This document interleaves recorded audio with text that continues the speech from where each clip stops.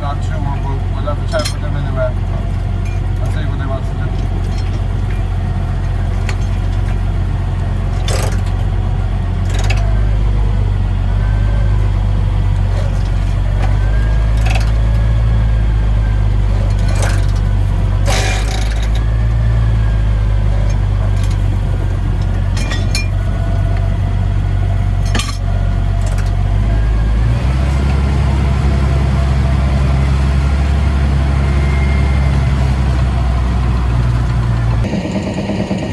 Okay, so we're just doing a bit of Lagoon mixing. We were in this same Lagoon last year and there was a huge lump coming around and everybody gave out to me that I just stopped filming when it was coming around, but it might not look like there's a whole pile happening now, but underneath that's swirling around and eventually it'll all start moving. But the more I get out of it, you know, the bigger a section I make, the bigger effect I have. So once we get a couple of sections moving, it shouldn't take too long, but this will take several hours to get this all mixed up and ready to go. Here's our first section breaking away. It's like all small little islands. But like that now, once that's mixed, we'll get a bit more of a movement.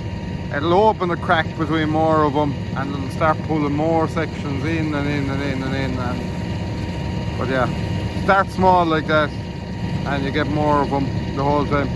As you can see, our circular effect there now, that'll, like I said, break into more sections. Last year this was an awful job because it hadn't been done properly in years and it was all held together with a big thick cover of grass, but I got it all eventually last year, and this year now it should make it a bit easier, you'll be hoping.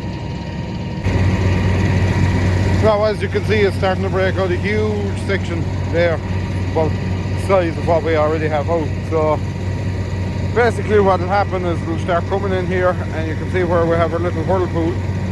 That'll pull the stuff down and it'll throw the stuff out. So it just takes, at this stage I would say maybe a pump is a bit more effective. Now you can't actually physically get in here with a pump, but until you get your momentum up, a pump would be doing a bit of a better job. But once we've a section a bit bigger broke out, this is far more effective than a pump. Big movement, just as you can see now, it's pulling it down piece by piece. It'll probably take several attempts to get this big one broken down, but pulling it away in and throwing it out mixed the other side. But like that now, when that has gone out of it, we've more effect because our circle is bigger and we've more speed building up in our circle. And it'll make the breaking it up faster. It's even starting to make inroads into this side of it now as well, so shouldn't be long now at all until we get it mixed up. But you all wanted to see this part of it, what happens when the big lump comes into it, and that's basically it. It just pulls in what it can, shove around the rest, get it the next time. Right everyone, welcome back. Today we're piping again. We were in this shop the other day and it got very thick in us, so we had to pull out. But they put a lot of pig slurry into that since, and it's manageable now. We could do with being a bit more liquidy. There's a lot of solids in the tank, and that's the bit that's hampering us. I think the texture of the slurry is the problem. It's not the velocity of it, like, you know. So I blocked at the back here, got blocked, and the pump hasn't got blocked yet, but we'll put our fingers crossed that the pump doesn't get blocked. We actually kind of, I spoke about that there. Our pump, a lot of them, when they get blocked, you just put your hand into the back of the pump and you're able to pull out all the foreign objects. But our one doesn't block there, it blocks above in the neck of the pump where the slurry is coming out, and you have to take off the pipe work to get it off. Now, it's rare the pump does block, maybe 3 times a year, but it's a pain when it does block. But we came up with a little trick for it, but we do have to carry the pump home. Basically, we've a little drain at the bottom and of our yard there, and we dam the drain. So when the pump blocks now, what we do is we just go home, put it into pure water, and the pressure of the pure water clears the blockage. It's faster than taking off the pipe work. Even if you're 20 minutes away from home, it's still faster than ripping off all the pipe work, because there is quite a bit of work in doing that. But anyway, now you will see I haven't got to the bottom here, and the reason for that is I just pulled too much hose sideways, and this blue hose is a pain for twisting and knocking up and all the rest of it. So if I had more hose, I'd be able to spread the whole field, but it's a bit wet below there anyway, so it's a bit, maybe no harm to stay out of it. But as we get over further, we'll be getting down closer to the bottom of it. As you can see, I'm just using one splash plate as well, because I lost, there's a rubber seal on all them bower fittings, and one of my seals, you lose them from time to time. They just, wherever they go, I don't know, but it got lost. So it was only when I had all the pipe rolled out, and I normally keep a couple of spares with me, but I was out of spares, so I had to rob one off the splash plate, and so that's why I'm spreading away with the one. But plenty of pressure there in the one anyway, with 800 metres of pipe out. I didn't bring my front reel, or if I did, we'd be able to cover the whole field, but my hair anyway. So I'll keep spreading away, I suppose, and if there's anything interesting happening, I'll let you know. So everyone has different techniques for laying out the pipe and dragging the pipe and all of that, and what I find works best for me, I experimented with various different things, and a couple of times it ended in a big annoyance trying to roll up pipe.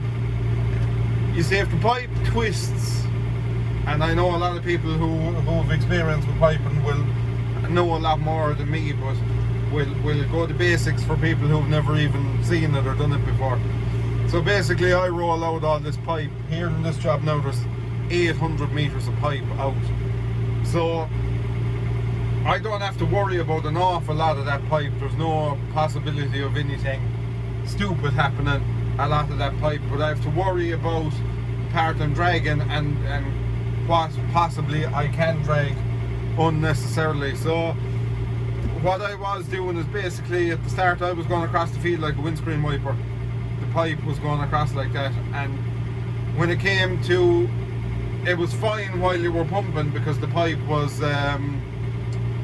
you know, the pipe was inflated, the pipe was solid, and there was no real big flex in the pipe or twist. But the problem then became when you were finished spreading, when you went to blow out the pipe was full of rolls. It was all rolled over. So if you try dragging pipe sideways, it has to roll as well, and it's twisting, it's flexing the whole time you're doing that. So the system I have now works best for me, but it's still at times, because I'm not at this every day, so the more of this you do, the better you get at it. But what I do is I basically go straight, split the field in half, and then take a 90-degree bend at the end of the field, bring my pipe down to one end of the field, and work my way over and back, over and back, over and back, all the way across the field. And if it's a big field like this one is 35-40 acres, then it gets to a certain stage where you don't need all that pipe, you're just dragging it unnecessarily. So I just disconnect, hook up again, minus, shall we say, 200 metres of pipe, and that's the way I work it now. It works better for me. Everyone is different, but that's the system I found worked. Like I said at the start, I was kind of doing cutting the field at a 45-degree angle and then going up to the other corner with the pipe, or not going up, you know, I was going to the furthest away point in the field, basically is what I was doing. But I was pulling so much pipe across instead of in a dead straight line. You'll see now when I turn around what I mean about the dead straight line. We'll basically be pulling, what have we there now? I suppose we've a good 150 metres of pipe we'll be pulling in a dead straight line. And you'll also see what I mean about dropping off lints when you don't need them.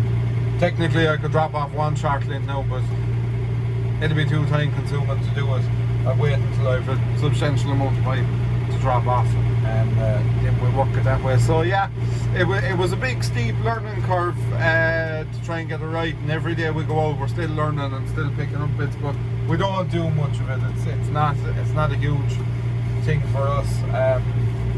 A couple of our customers we look after them, and kind of jobs that are a bit too complex for us, I get another contractor to do them, and it works well that way. I don't have a massive amount of money spent on pipe and hose and reelers and pumps and all the rest of it. Give me if I had to pick, I'd take a tanker any day of the week rather than be at this. I just don't. It's not for me. I suppose is the best way of putting it. It's just not for me. It's a great way to get a lot of slurry out in a short amount of time, and a great way to get slurry out in poor weather conditions. But I just think the tanker is a way better system altogether. So anyway, once I get lined up here now again, you'll see it. See this big length of pipe now? We're gonna follow that down along, and we're gonna pull it straight, but you can't see it. You can see it there now. There's a little loop right over here. There's a loop going around. I could drop off that length if I wanted to, because I do have enough now to go from top to bottom. But there is actually a little length of pipe in that. It must only be about 50 meters long. But I could drop that off if I wanted to, but I'd have to move one pipe to the other and all that, so it's not really worth the effort at this moment in time. But yeah, anyway, that's the basics of pulling your slurry pipe around the field. Okay, so to finish off the video, one quick look around the MXU again. We're getting there. I have our battery box, those bits and pieces painted there now. Still waiting for our genuine paint, because I want to paint these things the exact right colour, because it'll just look ridiculous otherwise. Obviously, you've seen our bonnet is buffed up. Our mirror arms are now done and painted.